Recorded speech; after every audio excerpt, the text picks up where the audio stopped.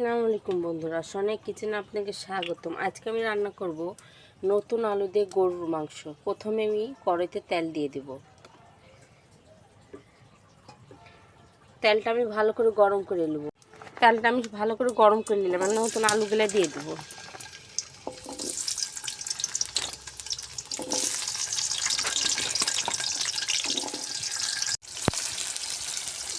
লবণ দিয়ে দেব। লবণ আর হলুদ দিয়ে দিলাম। আলুগুলো হালকা করে লাল করে ভেজে নেব।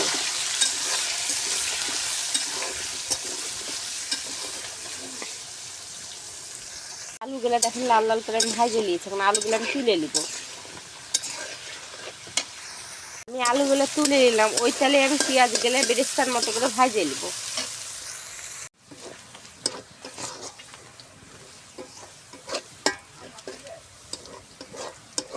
পেঁয়াজগুলো সুন্দর করে দেখেন হালকা করে ভাজছে, একটু ভাজবো, বেরেস্তার মতো করে ভেজে নিব।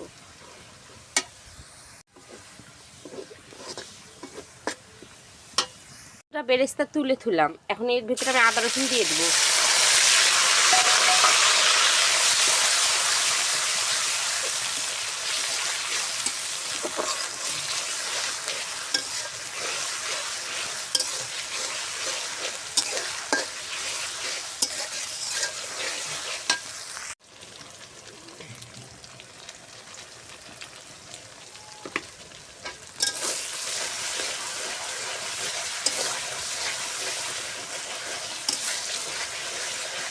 দেখেন আমি মশলাটা সুন্দর করে ভাজা ভাজা করে নিচ্ছি।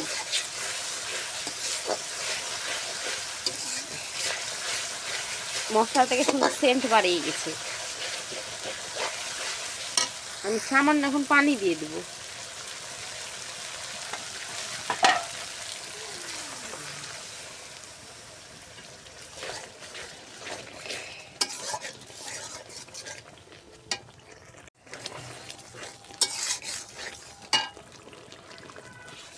হলুদ, লবণ, মরিচের গুঁড়া দিয়ে দিব।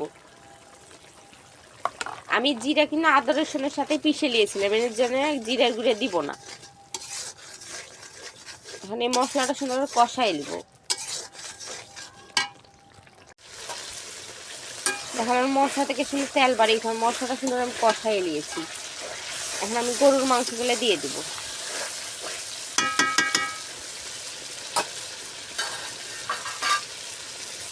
দিয়ে দিলাম।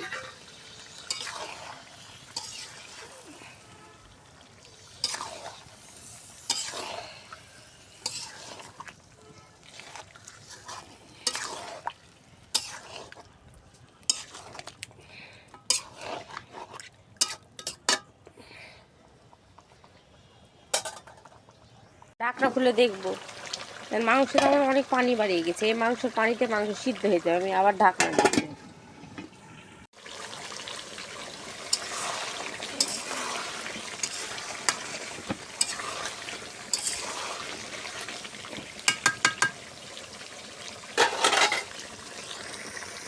সুন্দর তেল বাড়িয়ে গেছে। এখন আমি ভাজা আলুগুলো দিয়ে দেবো মাংসের মধ্যে। ভাজা আলু দিয়ে এখন মাংসটা সুন্দর কষাই নেব।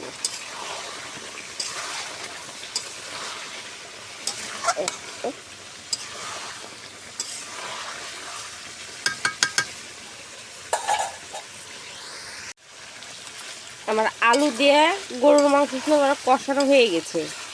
এখন আমি ঝোল দিয়ে দেবো। দেখেন মাংস থেকে সুন্দর তেল বাড়াই গেছে। এখন আমি ঝোল দিয়ে দেবো।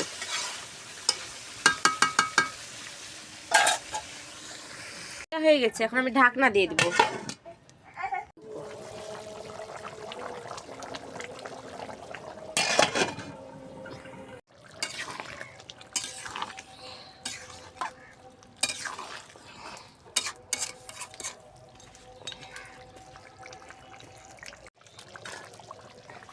আমার তরকারি আরেকটু হবে। ওর মধ্যে আমি বেরেস্তা আর কাঠ মশলার গুঁড়া দিয়ে দিয়েছি উপর দিয়ে। এখন এই দুইটা আমি হাত দিয়ে সুন্দর করে মাখাই নেব। মাখায় তরকারির উপর দিয়ে আমি দিয়ে দিব।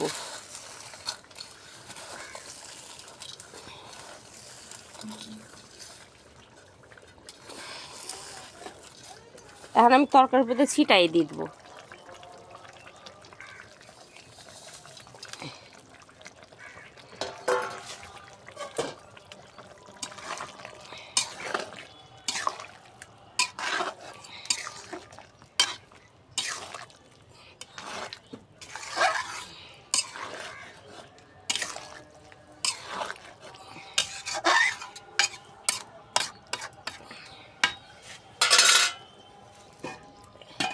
আর তরকারি ঢাকনা দিয়ে কিছুক্ষণের জন্য রেখে দিব।